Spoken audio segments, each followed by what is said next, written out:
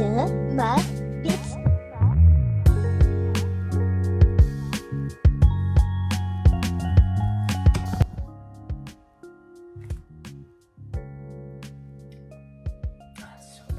Hello.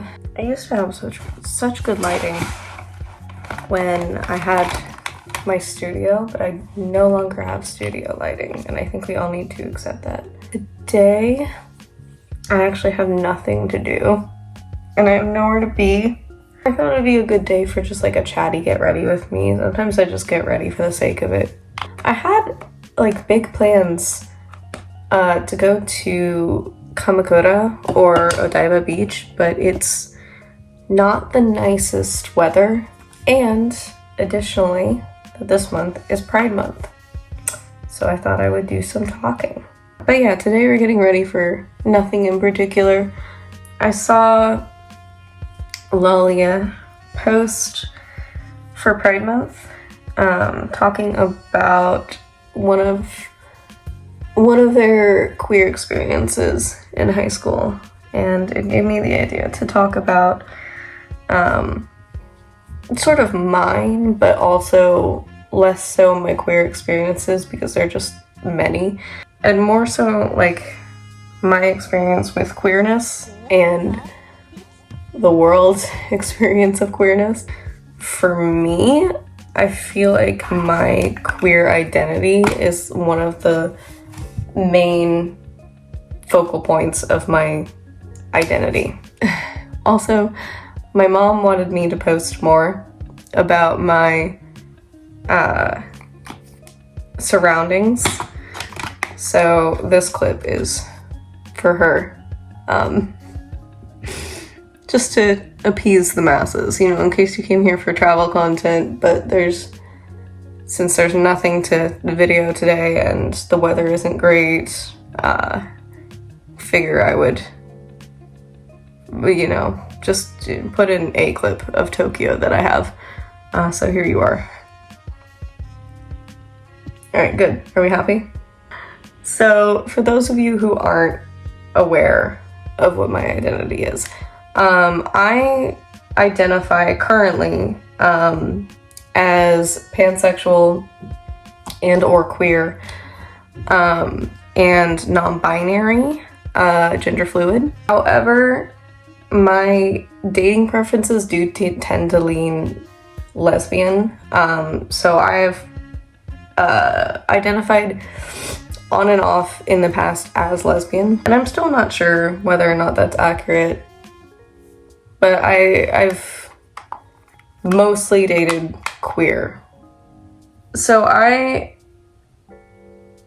was born in 1995, so when I was realizing my identity, it was in that fun Tumblr era of you know, gender fluidity has two very obvious spectrums. If you don't look like this, you're not gender fluid. Queerness being such a discourse that it was really unpleasant to be in the community and to enter the community, because it was just constant infighting. Gay rights were not really a given anywhere. I was in college when gay marriage was legalized.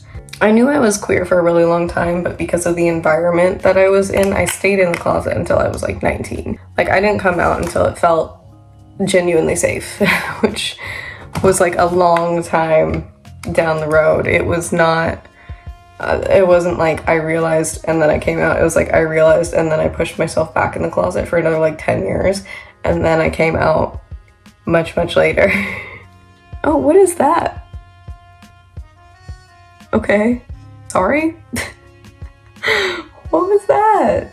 Okay, different brush, I guess. I knew I was queer most of my life. I just didn't really have like a safe environment to come out in. And that's not my family. My family is very supportive. General masses at the time didn't make it a safe environment. So I just stayed in the closet until I was completely comfortable. I didn't come out as gender fluid and non-binary until like 2 years ago, until the pandemic. So I really had to like stop presenting my gender for other people and sit with it and think about how I was experiencing gender, which was in a fluid manner. And even though I present pretty much exclusively femme, it's not so much for like a gender expression purpose. It's more because I have fun with it. Gender is another weird one that I always have trouble explaining. I don't experience femininity as a woman. I experience femininity as a concept, I think is the best way to put it. But that being said, the climate towards queerness has changed drastically even since the time that I've come out. I've noticed people are much more accepting towards it. A lot of people are much more willing to talk about it, much more willing to come out if they are also queer. The more people come out, especially with gender things as like trans and non-binary, I think the more people can see themselves in the media and be more comfortable with it. Because growing up, what I was seeing was like one flavor of gay. I actually recently rewatched The L Word, and it was really weird to rewatch in 2023 because the portrayal of the lesbians are very stereotypical, and the explanations of gender are god awful. Started out worse and they got better as time went on. So like the later seasons, they have one trans character, and in the later seasons they treat him a little better, but never well. Just kind of continuously used as like a joke and like a vessel to talk about gender when they don't actually talk about gender. Rewatching The L Word has been a weird experience. I truly don't know if I would recommend that for other people. If you're new to queerness, definitely not. But yeah, my environment, my family environment was safe for me to come out. So once the world became a little bit safer, I ended up coming out, and I had to reevaluate a lot of my experiences with women. And I'm not gonna get like super into it because it's very personal, involves other people. My experience with queerness, we'll just say, started early. I had, let's put it this way, she's said this too, and I'm not gonna name her because that's a choice that she gets to make, but I had like a whole girlfriend in high school, and I just never called her that. We weren't like super physical with each other, but we also weren't not physical with each other. She was trying to get me to come out. She was trying to get me to realize things, but I instead chose to live my life in delusion for way too long. Because if you had asked me back then, I would have said I was straight and then turned around and kissed her. I was like spicy. I was like spicy straight. That's a whole lesbian. Yeah, so when I came out, none of my friends were surprised. Nobody was surprised. I had been so violently in the closet. So it's been a lot of ups and downs. But as I was saying earlier, when I was in college was when gay marriage was legalized, and it felt like I'd lost a lot of life to desires that weren't for me. Like I'd lost years to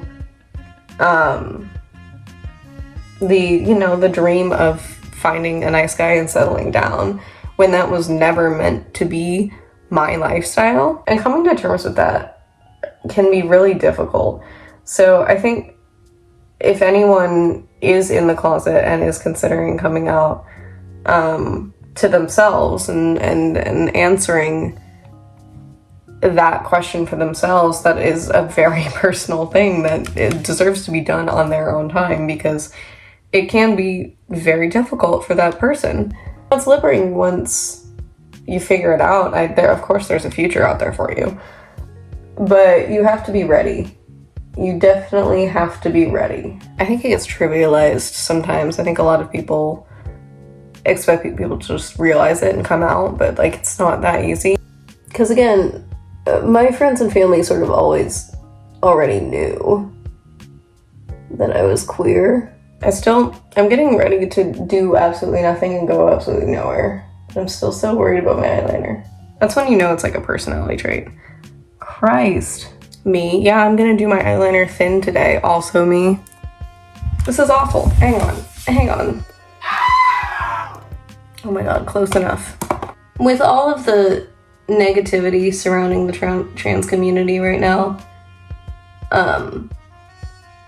I think it is important to evaluate our own relationships with queerness and ask ourselves where we can help and where we can step in. Because I know it's kind of a tiring lifestyle if you realize that a lot of your life experience is inherently political and you never asked for it to be. You were just born. Life does then become a political statement, and it sucks. And I think a lot of people don't want that to be a reality of their life, and that's completely fine. I completely understand. I get it. I completely get it. I'm sure this extends to people of color,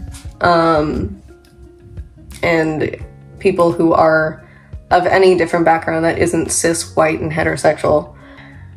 When your community is struggling, it's, at least for me, it's really hard to sit back and watch it happen. It's Pride Month. It's the month of Pride. A lot of people are going to be struggling with their identity this month. Because while it is a very positive thing, it's already kind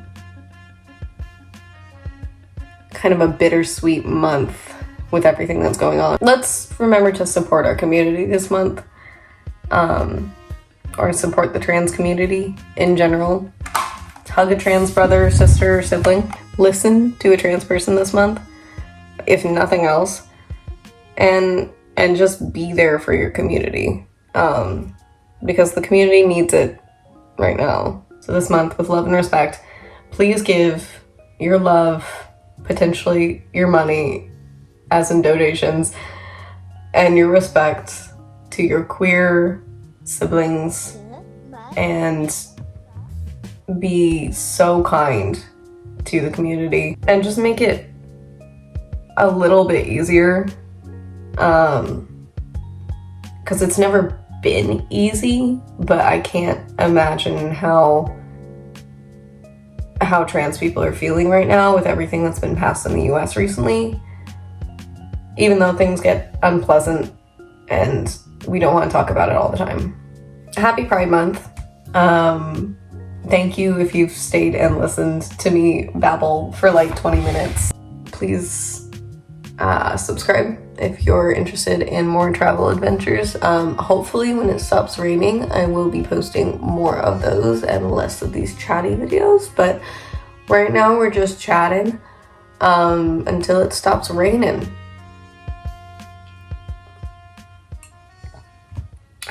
Oh, it's too cold.